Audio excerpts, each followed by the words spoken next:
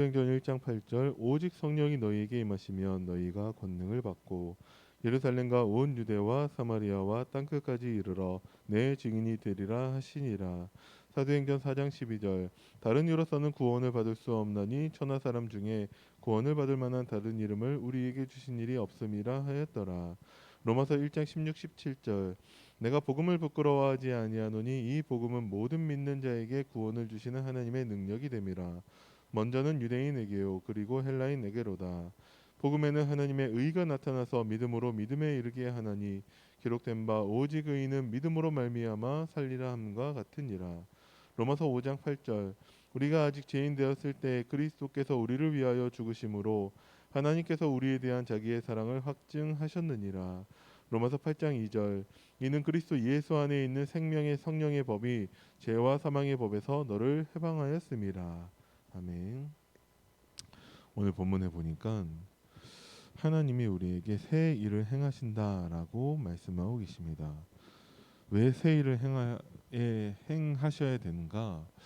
대부분의 사람들이 다 가이사랴 빌립보에 살고 있기 때문에 그렇습니다.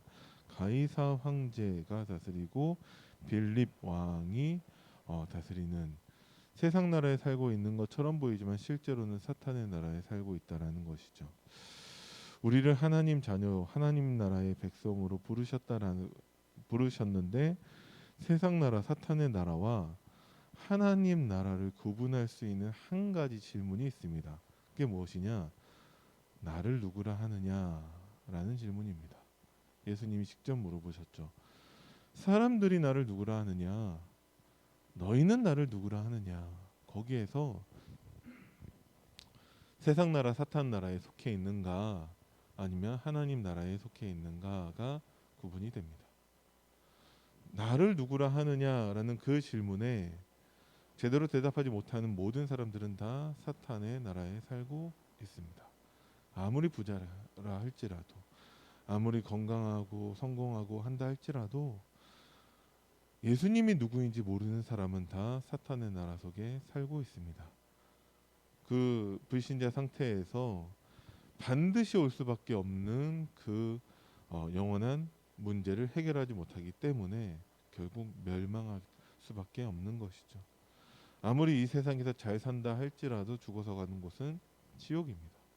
그런데 예수님에 대해서 주는 그리스도시요 살아계신 하나님의 아들이십니다라는 고백을 하는 모든 사람들은 다 하나님 나라에 속해 있다라는 것이죠. 그래서 하나님 나라가 실현이 되는데 내 반석 위에 내 교회를 세우신다 하셨고 예배 회복을 말씀하고 계시죠.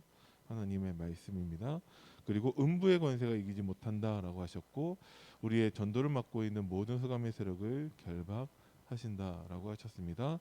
그리고 천국 열쇠를 주신다라고 약속을 하셨죠. 우리의 기도 응답을 말합니다. 예수님이 누구인지 알았을 뿐인데 우리에게 예배와 전도와 기도를 회복하신다라고 예수님이 직접 약속하신 거예요. 이게 신자가 받은 하늘에서 내리는 세 가지 복입니다. 그리고 이 증거 가지고 후대를 살리게 하시는 것이죠. 이게 하나님의 새 일입니다. 우리가 또 중요하게 바라보는 것이 후대를 살리는 일이죠. 왜 그러냐? 성경 어디를 봐도 3, 4대가 되기 전에 반드시 복음을 잃어버립니다. 그래서 하나님은 이 복음을 우리 후대들에게 전달하라고 우리에게 말씀하고 계시죠. 가장 대표적으로 신명기 6장 4절에서 9절에 하나님은 유일한 하나님이니까 하나님을 사랑해야 되는데 뭐가 하나님 사랑하는 거냐? 오늘 내가 내게 명하는 이 말씀을 네 마음에 새기는 게 하나님 사랑하는 거예요. 그래서 새겨서 뭐 합니까? 네 자녀에게 부지런히 가르치라고 우리에게 말씀하고 계십니다. 우리의 사명이 우리가 복음을 누리고 전하는데 우리가 알지 못하는 사람들에게도 복음을 전해야 되지만 특히 우리 자녀들에게 하나님의 복음을 전달해야 됩니다. 그래서 하나님이 하시는 새 일에 가장 중요한 것은 그 복음을 증거하는 후대 렘넌트. 그러니까 밤나무 상수리 나무가 배임을 당하여도 그 그루터기는 남아 있는 것 같이 그 그루터기가 이 땅의 거룩한 씨라고 말씀하셨는데 복음을 증거할 후대를 렘넌트라고 하고 있죠. 나이가 어리다고 해서 무조건 렘넌트가 아니라 하나님의 복음을 누리고 전하는 사람이 렘넌트입니다. 그 렘넌트를 통해서 하나님의 행하시는 새 일은 영원한 축복이 있다라는 것이죠. 성경에 이 렘넌트들이 많이 있습니다. 하나님이 가이사랴 빌립보 같은 애굽에 노예되어져 있는 이스라엘 백성들을 출애굽시키기 위해서 하나님의 렘넌트 모세를 세우셔서 영원한 응답을 누리게 하셨습니다. 그 블레셋에 완전히 종노릇하고 있는 이스라엘 백성들을 구원하시기 위해서 하나님이 렘넌트 다윗을 세우셔서 하나님은 영원한 축복을 누리게 하셨습니다. 성경에 나오는 모든 사람들이 이 렘넌트의 축복을 누립니다. 쉽게 얘기해서 하나님의 복음을 누리고 전달하는 응답을 가지고 있습니다. 그런데 보면은 그들마다 노바디 상태에 있어요. 그들을 도와줄 수 있는 사람이 아무도 없습니다. 아무것도 없는 환경 가운데 있어요. 요셉은 노예가 되었습니다. 모세는 430년 넘게 노예 상태에 있었죠. 사무엘은 어렸을 때부터 부모님을 떠나 혼자 마치 고아처럼 살고 있습니다. 다윗도 목동하면서 혼자 있는 시간이 많았죠. 아무도 나를 도와줄 수 있는 사람이 없어요. 심지어 다윗은 장가들어서 왕의 사이가 되었는데 그 왕이 자기를 시기해서 죽이려고 된다라는 것이죠. 군대까지 보냅니다. 그래서 완전히 도망다니면서 잘 데가 없어서 노숙하고 심지어 블레셋 자기의 원수 나라까지 가서 살아남기 위해서 미친 사람 연기까지 하고 있다라는 거예요. 아무도 도와줄 사람이 없습니다. 왜 그러냐? 하나님만 의지하게끔 하시는 것이죠. 가이사랴 빌립보에 살고 있다 할지라도 예수님이 누구인지만 알고 있으면 하늘에서 내리는 세 가지 복을 누릴 수 있는 것처럼 아무것도 없는 것처럼 보이지만 하나님이 나와 함께하고 계십니다. 근데 우리가 자꾸 다 알고 있는데 단 한 가지 그것만 놓치고 있다라는 거예요. 특히 문제 오면 하나님이 어디 계시는지를 모르고 있다라는 거예요. 하나님 어디 계십니까? 하나님은 내 안에 성령으로 내주하고 계시죠. 근데 자꾸 하나님을 잊어버린다라는 거예요. 자꾸 하나님의 존재를 잃어버리고 있습니다. 그래서 잃어버리지 말라고 하나님이 우리를 렘넌트로 부르셔서 영원한 응답을 주고 계시죠. 그래서 하나님 말씀에 집중하라는 것입니다. 왜 그러냐? 하나님이 계시다라는 것을 우리가 알 수가 없어요. 왜? 하나님은 영이시니까 보이지도 않고 만질 수도 없고 느껴지지도 않습니다. 그래서 하나님이 스스로가 계심을 나타내시는 방법으로 택하신 것이 말씀입니다. 그래서 요한복음 1장 1절에 말씀이 곧 하나님이라고 되어 있죠. 그 말씀이 육신이 되어서 우리에게 오신 분이 예수 그리스도입니다. 지금도 하나님의 방법은 하나님은 말씀하고 계시고 그 말씀을 성취하고 계십니다. 근데 지금도 전 세계 교회 대부분의 성도들은 말씀을 가볍게 여기고 있어요. 방금 예배 드리고 나왔는데도 불구하고 말씀의 제목조차도 모르고 있습니다. 사탄이 그렇게 말씀을 놓치게 만드는 것이죠. 말씀을 붙잡으면 어떻게 되냐? 에브리바디가 돼요. 모든 사람을 다 살리는 렘넌트의 영원한 축복을 누리게 됩니다. 그게 성경에 있었던 쓰임받은 하나님 사람들의 모습이고 그것이 하나님의 절대 목표입니다. 나 혼자서 할 수 있냐? 나는 못하죠. 근데 하나님은 하실 수 있습니다. 그래서 하나님은 나를 기다려주고 계세요. 언제까지 기다려주시냐? 너희는 나를 누구라 하느냐? 그 질문에 올바른 대답을 할 때까지 주는 그리스도시요 살아계신 하나님의 아들이십니다. 그 고백할 때까지 하나님은 우리를 기다려주고 계시죠. 그래서 그 고백만 하면은 절대 불가능한 것이 절대 가능으로 바뀌게 됩니다. 그래서 노예포로 속국되어 있는 이스라엘이 진짜 하나님 주시는 답을 발견했을 때, 예수님이 그리스도시고 모든 문제 해결하셨다는 것을 발견할 때 그들은 다 서밋의 축복을 누리게 됩니다. 노예로 끌려갔는데 요셉은 총리가 되었습니다. 총리가 된 게 응답이 아니라, 총리 많아요. 그 당시도 총리가 된 게 응답이 아니라 총리가 되어서 그 애굽의 하나님의 복음을 증거하게 됩니다. 그래서 영적 서밋이 되는 것이죠.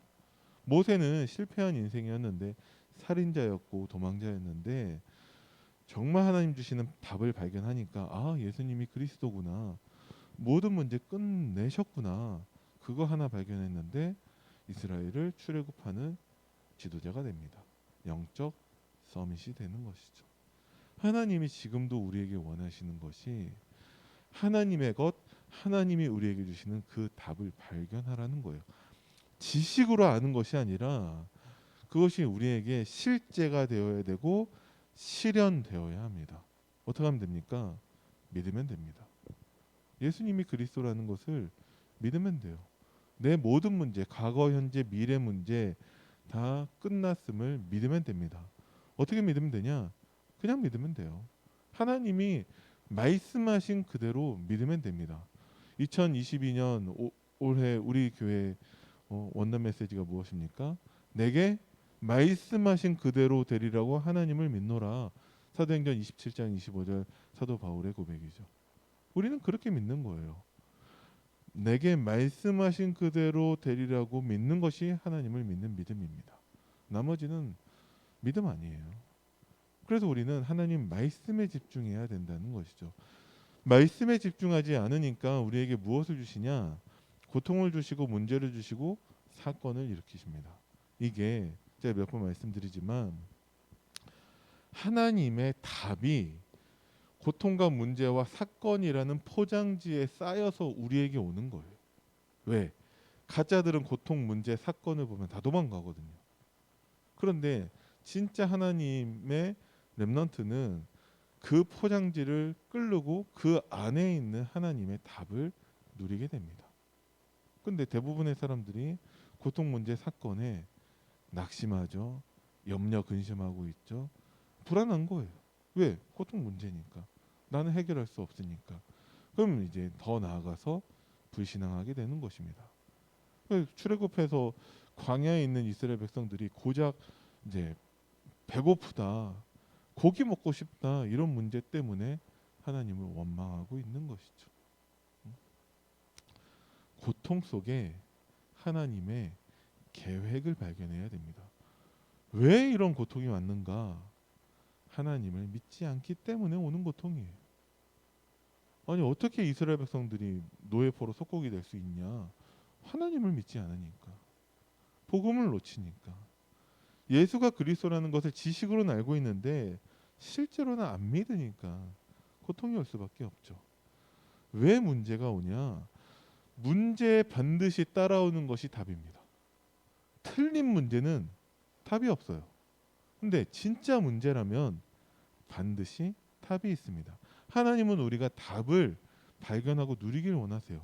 그래서 우리가 말씀에 집중해서 질문해야 되는데 우리가 질문하지 않으니까 답인 것을 확인을 못하죠. 말씀이. 그래서 하나님이 문제도 주시는 것입니다. 왜? 답인 것을 확인하라고. 하나님이 나에게 주신 것이 그 그리스도가 모든 문제 해결이 맞기 때문에 그것을 확인하라고 하나님이 문제도 주시는 거예요. 그래서 하나님은 지금도 사건을 일으키고 계시죠. 뭐 하라고? 답을 발견하고 누리라고. 예수가 그리스도라는 그 복음 누리라고. 그러면 어떠한 것도 우리에게 문제되지 않습니다. 노예가 됐는데요. 요셉도 노예로 끌려갔는데 그게 문제되지 않았습니다. 여호와께서 요셉과 함께 하심에 요셉은 형통한 자가 되었더라. 그게 성경이 말하고 있는 렘넌트의 영원한 축복이에요. 노예인데요. 노예인데 노예가 아니에요. 그 주인 보디발이 보고 알았다니까요. 아, 하나님이 요셉 때문에 나에게 복을 내리시는구나. 알았다니까요. 불신자 바로 왕이 보고서 알았다니까요. 우리가 어디 가서 하나님의 신에 이렇게 충만한 사람을 또 볼 수 있겠냐? 불신자가 하는 말입니다. 노예인데 노예가 아니에요. 그래서 노예였는데 감옥에 갇힌 죄수였는데 그를 총리로 세우시죠. 하나님이.